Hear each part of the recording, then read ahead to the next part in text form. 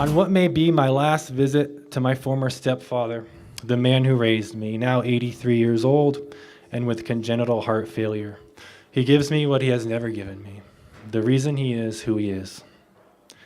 I had always thought this man was the way he was because he grew up in an orphanage, ran away because of the daily beatings by the nuns, and because he then grew up on the streets until he was taken in by the mob, because he spent a long stint in prison for armed robbery, then another, was shot 4 times through the back and lived.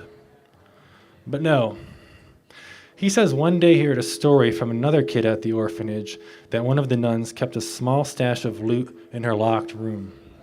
Like some Fagin, caressed her trinkets alone at night.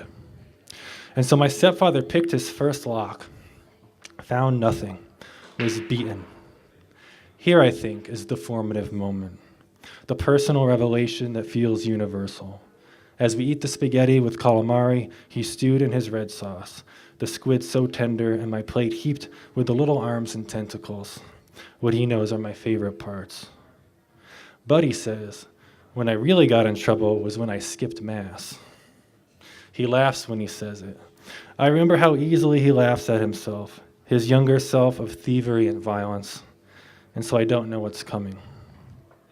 The nuns always told the boys that if they skipped Mass, even a single one, they would be immediately smitten by God and go right to hell. So I thought, he says, they just beat the daylights out of me, and I hated Mass, so why not skip it? See if the old hags were telling the truth.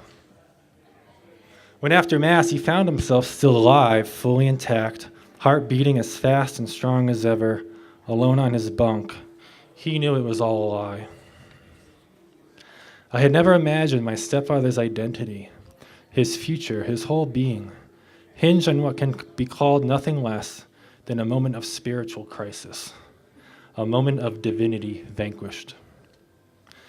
If a young abused boy forsakes God, forsakes all religion, after discovering in his mind there is not even a wizard behind the curtain, just a bald old woman in black polishing her $1 silver, then I think that's his right.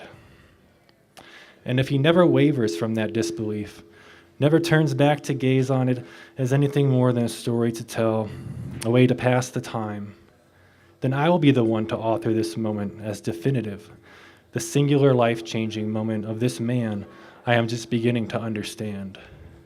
It is not my right. It is not mine, but I take it anyway. In this way, maybe, he and I finally have something in common. We sit somewhere in the middle of Florida, twirling our forks into the pasta, the tender meat of squid, tang of plum tomatoes, his lady friend pouring more red wine, my wife gripping my hand under the table, a breeze coming in from the screened porch in front of the house, and another from the back.